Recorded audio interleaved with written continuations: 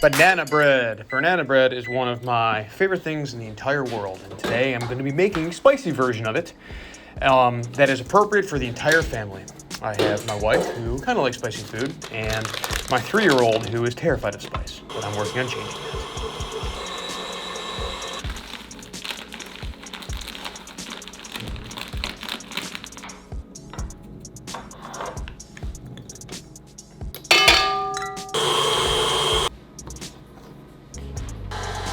You'll notice that there's a little bit of wetness on the side of that. That's from the first egg.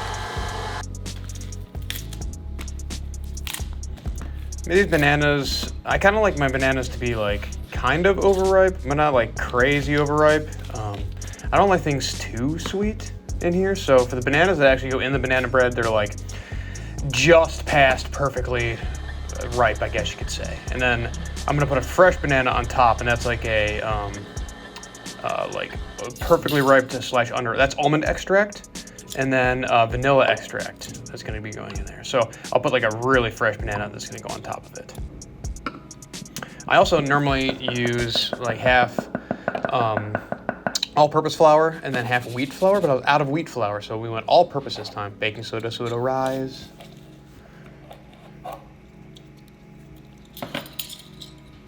And then a pinch of salt to go in there.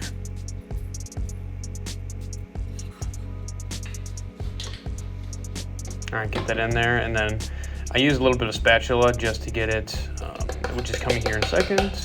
Here's a spatula, just to get it incorporated just a little bit, so that way when you start the mixer, it doesn't turn into like a gigantic flour dust bomb.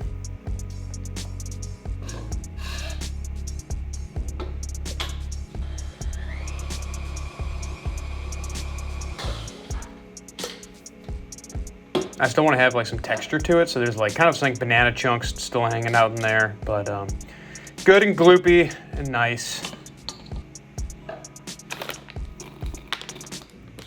This is definitely overkill. Like, you do not need to be using a mortar and pestle to be doing this, but YouTube, and it looks good. You know, it's fun.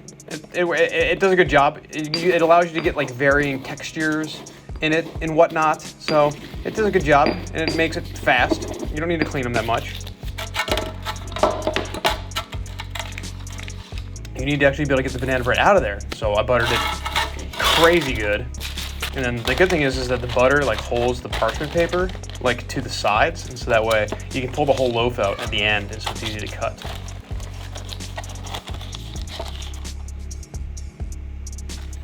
So the batter going in, and then we'll get to topping it and making it special, and then we'll add the spicy element for the whole family.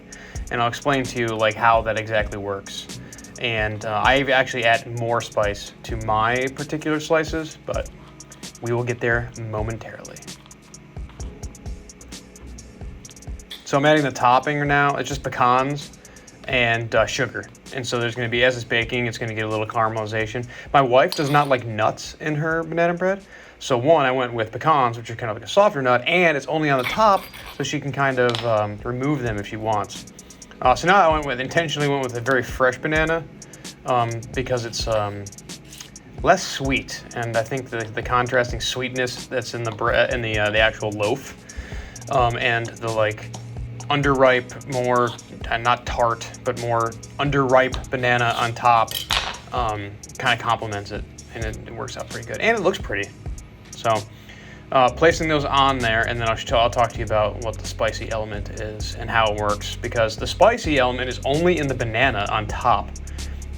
And so you can choose to not. So for my son, I just remove the banana and we're good to go. My wife, she likes to eat bits and pieces of it. Me, I add more of this powder, which I'm going to be doing.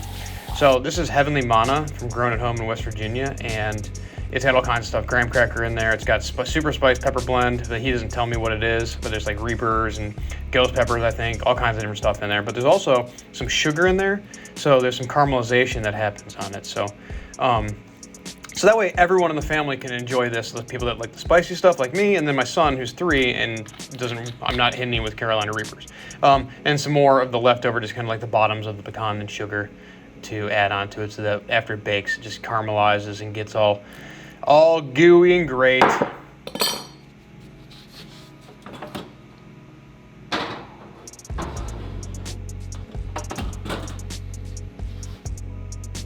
Ah, the magic of time. That perfectly timed timer so that I walk right over all perfectly. I will say this looks extremely pretty coming out of the oven. It's pretty loaf.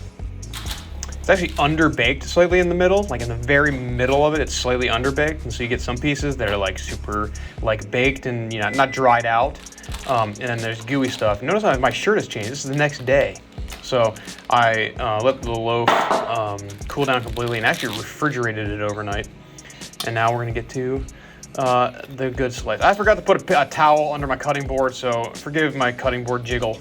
That drives me insane. But boom. You can see how the top of the loaf is a little bit darker there, and that's from that. Okay, hope you enjoyed. Love you guys. See you on the next.